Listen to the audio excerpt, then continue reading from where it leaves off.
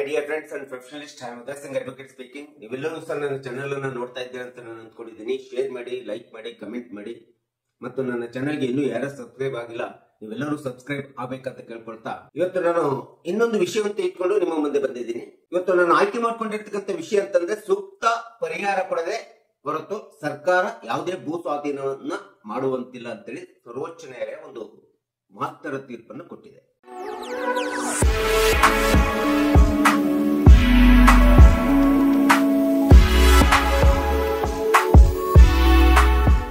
ಇವತ್ತಿನ ದಿನಗಳಲ್ಲಿ ಸರ್ಕಾರಗಳು ಹಲವಾರು ತಮ್ಮದೇ ಆದಂತ ಯೋಜನೆಗಳಿಗೋಸ್ಕರ ಸಾರ್ವಜನಿಕ ಆಸ್ತಿಯನ್ನ ಮತ್ತು ಖಾಸಗಿ ಆಸ್ತಿಯನ್ನ ವಶಪಡಿಸಿಕೊಂಡು ಯೋಜನೆಗಳನ್ನ ಅನುಷ್ಠಾನಗೊಳಿಸ್ತಾ ಇರ್ತಕ್ಕಂಥದ್ದು ನಮಗೆ ನಿಮ್ಗೆಲ್ಲರಿಗೂ ಸಹ ಗೊತ್ತಿರುವಂತ ವಿಷಯ.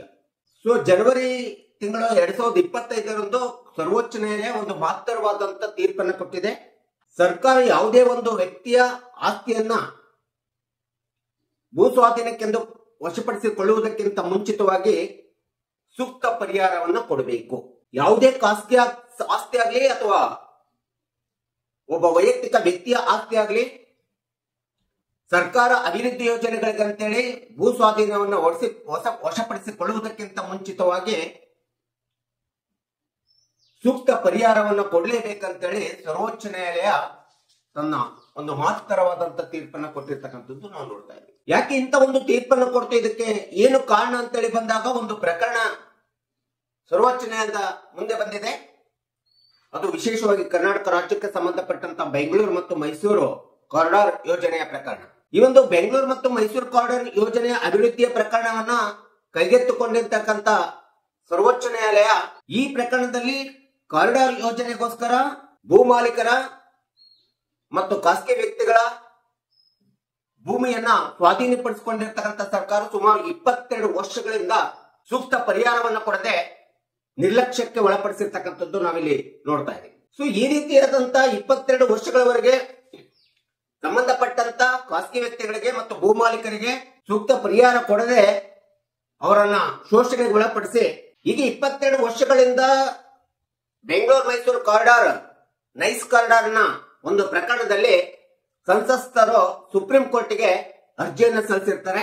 ಈ 22 ವರ್ಷಗಳಿಂದ ಅಲ್ಲಿ ಇರ್ತಕ್ಕಂತ ಬಡ ಜನರು, ಭೂಮಿಯನ್ನು ಕಳೆದುಕೊಂಡಿರ್ತಕ್ಕಂಥ ಬಡ ಜನರು ಇರ್ಬೋದು ಮತ್ತು ಭೂಮಾಲೀಕರು ಇರ್ಬೋದು, ಸಂತ್ರಸ್ತರು ಇರ್ಬೋದು, ಅಧಿಕಾರಿಗಳು ಮಾಡಿರುವಂತ ನಿರ್ಲಕ್ಷ್ಯ, ನಿರಾಸಕ್ತಿ ಮತ್ತು ಅಧಿಕಾರಿಗಳ ದರ್ಪ ಮತ್ತು ಅವರುಗಳ ಉದಾಸೀನತೆಯಿಂದ ಇಡೀ ಒಂದು ಭೂಮಿಯನ್ನು ಕಳೆದುಕೊಂಡಿರ್ತಕ್ಕಂಥ ಜನರು ರೋಸಿ ಹೋಗಿರ್ತಕ್ಕಂಥದ್ದಕ್ಕೆ ಮತ್ತು ಅವರ ತುಂಬಾ ಆಕ್ರೋಶಗೊಳ್ಳಿಕ್ಕೆ ಅಧಿಕಾರಿಗಳೇ ಕಾರಣ, ಸರ್ಕಾರವೇ ಕಾರಣ ಎಂಬತಕ್ಕಂಥದ್ದನ್ನ ಸರ್ವೋಚ್ಚ ನ್ಯಾಯಾಲಯ ತನ್ನ ತೀರ್ಪಿನಲ್ಲಿ ಹೇಳಿರ್ತಕ್ಕಂಥದ್ದು ನಾವು ನೋಡುತ್ತಾ ಇದ್ದೀವಿ. ಈ ರೀತಿಯಾದಂತ ಜನಗಳ ಶೋಷಣೆಗೊಳಗಾಗ್ಲಿಕ್ಕೆ ಸಂಪೂರ್ಣವಾದಂತ ಕಾರಣ ಸರ್ಕಾರ ಆಗಿರೋದ್ರಿಂದ, ಅಧಿಕಾರಿಗಳಾಗಿರೋದ್ರಿಂದ ನ್ಯಾಯಾಲಯ ತನ್ನ ಈ ಒಂದು ನೈಸ್ ಕಾರಿಡಾರ್ ಪ್ರಕರಣದಲ್ಲಿ ಕಾನೂನಿನ ಪ್ರಕಾರ ಸೂಕ್ತವಾದಂತ ಪರಿಹಾರವನ್ನ ಮೊದಲು ಕೊಟ್ಟು ನಂತರದಲ್ಲಿ ಭೂಮಿಯನ್ನು ಸ್ವಾಧೀನಪಡಿಸಿಕೊಳ್ಬೇಕೆಂಬತಕ್ಕಂಥ ಮಹತ್ತರವಾದಂತ ಹೇಳಿಕೆಯನ್ನು ಕೊಟ್ಟಿರ್ತಕ್ಕಂಥದ್ದು ನಾವು ನೋಡ್ತಾ ಇದ್ದೀವಿ. ನಮ್ಮ ದೇಶದ ಸಂವಿಧಾನದ ಪ್ರಕಾರ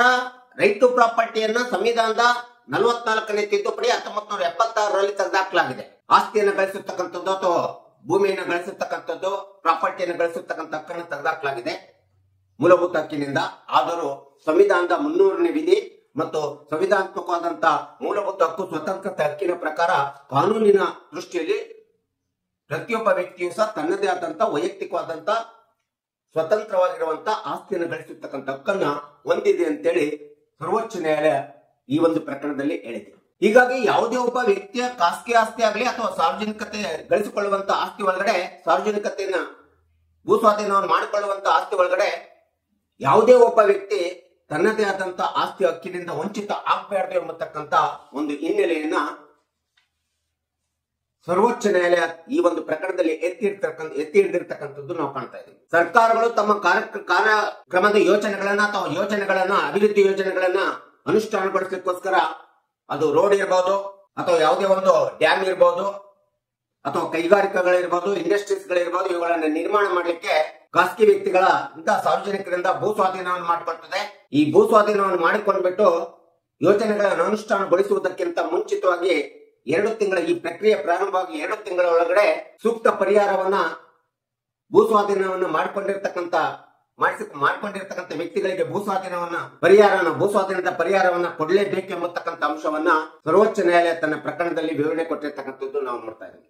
2 ತಿಂಗಳ ಒಳಗಡೆ ಸೂಕ್ತ ಪರಿಹಾರ ಕೊಡಬೇಕು ಎಂಬತಕ್ಕಂಥದ್ದನ್ನ ತನ್ನ ವಿಚಾರಣೆ 57 ಪುಟಗಳಲ್ಲಿ ಈ ಒಂದು ವಿಶ್ಲೇಷಣೆಯನ್ನು ಕೊಟ್ಟಿದೆ. ಈ ರೀತಿ ಪರಿಹಾರವನ್ನು ಕೊಡುವಾಗ ವಿವಾದಿತ ಭೂಮಿ ಅಂತ ಏನಿರ್ತದೆ, ಸ್ವಾಧೀನಪಡಿಸಿಕೊಂಡಿರ್ತಕ್ಕಂಥ ವಿವಾದಿತ ಭೂಮಿಗೆ ಪ್ರಸ್ತುತ ಮಾರುಕಟ್ಟೆಯ ಮೌಲ್ಯವನ್ನ ನಿಗದಿಪಡಿಸಬೇಕು. ಆ ಒಂದು ಪ್ರಸ್ತುತ ಮಾರುಕಟ್ಟೆಯ ಮೌಲ್ಯಕ್ಕೆ ತಕ್ಕಂತೆ ಪರಿಹಾರವನ್ನ ಕೊಡಬೇಕು ಅಂತ ಸಹ ಹೇಳ್ತಾ ಇದೆ. ಇಂಥ ಒಂದು ಪರಿಹಾರ ಕೊಡುವುದರಲ್ಲಿ ಸರ್ಕಾರಗಳಾಗ್ಲಿ ಅಥವಾ ಅಧಿಕಾರಿಗಳಾಗ್ಲಿ ಯಾವುದೇ ವಿಧವಾದಂತಹ ಸಬೂಬನ್ನ ಕಾರಣವನ್ನ ಹೇಳುವಂತಿಲ್ಲ. ಒಂದು ವೇಳೆ ಅಧಿಕಾರಿಗಳು ಈ ಒಂದು ಭೂ ಸ್ವಾಧೀನದ ಪರಿಹಾರವನ್ನು ಸೂಕ್ತ ಪರಿಹಾರವನ್ನು ಕೊಡುವುದರಲ್ಲಿ ಏನಾದರೂ ಸಬೂಬನ್ನ ಕಾರಣಗಳನ್ನು ಹೇಳಿ ಸಾರ್ವಜನಿಕರು ಅಥವಾ ಖಾಸಗಿ ವ್ಯಕ್ತಿಗಳು ತಮ್ಮ ಆಸ್ತಿಯಿಂದ ವಂಚಿತರಾಗಿ ಆಸ್ತಿಯನ್ನು ಕಳೆದುಕೊಂಡು ಶೋಷಣೆಗೆ ಅಥವಾ ಸಂಕಷ್ಟಕ್ಕೆ ಒಳಗಾಗಿದ್ದಾರೆ ಅಂದ್ರೆ ಅದಕ್ಕೆ ಸಂಪೂರ್ಣವಾದಂತಹ ಕಾರಣ ಅಧಿಕಾರಿಗಳೇ ಆಗ್ತವೆ, ಸರ್ಕಾರವೇ ಆಗ್ತದೆ ಅಂತೇಳಿ ಸರ್ವೋಚ್ಚ ನ್ಯಾಯಾಲಯ ತನ್ನ ಮಹತ್ತರವಾದಂತಹ ತೀರ್ಪಿನಲ್ಲಿ ಹೇಳಿರ್ತಕ್ಕಂಥದ್ದು ನಾವಿಲ್ಲಿ ಕಾಣ್ತಾ ಇದ್ದೀವಿ. ಸೊ ಇವತ್ತಿನ ದಿನಗಳಲ್ಲಿ ಈ ರೀತಿಯಾದಂತಹ ಸರ್ಕಾರಗಳು ಭೂ ಸ್ವಾಧೀನವನ್ನ ವಶಪಡಿಸಿಕೊಂಡಂತ ಸಂದರ್ಭದಲ್ಲಿ ಅದಕ್ಕೆ ಸೂಕ್ತ ಪರಿಹಾರ ಕೊಡದೇ ಇರತಕ್ಕಂಥದ್ದಕ್ಕೆ ಮತ್ತು ಸಾರ್ವಜನಿಕರು ಖಾಸಗಿ ವ್ಯಕ್ತಿಗಳು ಭೂಮಿಯನ್ನು ಕಳೆದುಕೊಂಡು ಸಂಕಷ್ಟಕ್ಕೆ ಒಳಗಾಗಿದ್ದಾರೆ, ಶೋಷಣೆಗೆ ಒಳಗಾಗ್ತಿದ್ದಾರೆ. ಇಂಥ ಒಂದು ಕಾರಣ ಸರ್ಕಾರ ಮತ್ತು ಅಧಿಕಾರಿಗಳೇ ಕಾರಣ ಆಗ್ತಾರೆ ಎಂಬತಕ್ಕಂಥದ್ದನ್ನ ಈ ಒಂದು ನೈಸ್ ಪ್ರಕರಣದ ಮೂಲಕ ಬೆಂಗಳೂರು ಮತ್ತು ಮೈಸೂರಿನ ನೈಸ್ ಕಾರಿಡಾರ್ ಪ್ರಕರಣದ ಮೂಲಕ ಇವತ್ತು ಈ ಒಂದು ಲ್ಯಾಂಡ್ ಮಾರ್ಕ್ ಜಡ್ಜ್ಮೆಂಟ್ ಅನ್ನ ಸುಪ್ರೀಂ ಕೋರ್ಟ್ ಹೇಳಿರ್ತಕ್ಕಂಥದ್ದು ನಾವು ನೋಡ್ತಾ ಇದೀವಿ. ಸೊ ಹೀಗಾಗಿ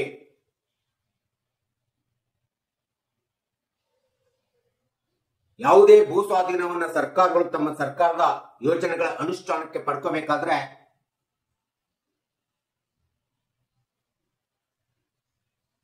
ಸೂಕ್ತ ಪರಿಹಾರ ಕೊಡದೆ ಹೊರತು, ಕಾಂಪೆನ್ಸೇಷನ್ ಕೊಡದೆ ಹೊರತು ಭೂ ಸ್ವಾಧೀನವನ್ನು ವಶಪಡಿಸಿಕೊಳ್ಳುವಂತಿಲ್ಲ ಖಾಸಗಿ ವ್ಯಕ್ತಿಗಳಿಂದಾಗ್ಲಿ ಅಥವಾ ಇನ್ಯಾವುದೇ ವ್ಯಕ್ತಿಗಳಿಂದಾಗ್ಲಿ ಅಂತೇಳಿ ಈ ತೀರ್ಪಿನಲ್ಲಿ ಹೇಳಿರ್ತಕ್ಕಂಥದ್ದು ಎಲ್ಲರಿಗೂ, ಕಕ್ಷಿದಾರರಿಗೆ, ಸಾರ್ವಜನಿಕರಿಗೆ ಎಲ್ಲರಿಗೂ ಗೊತ್ತಾಗ್ಲಿ ಎಂಬತಕ್ಕಂಥ ಹಿನ್ನೆಲೆಯನ್ನು ಇಟ್ಕೊಂಡು ನಾನು ಈ ವಿಡಿಯೋನ ಮಾಡಿದ್ದೀನಿ.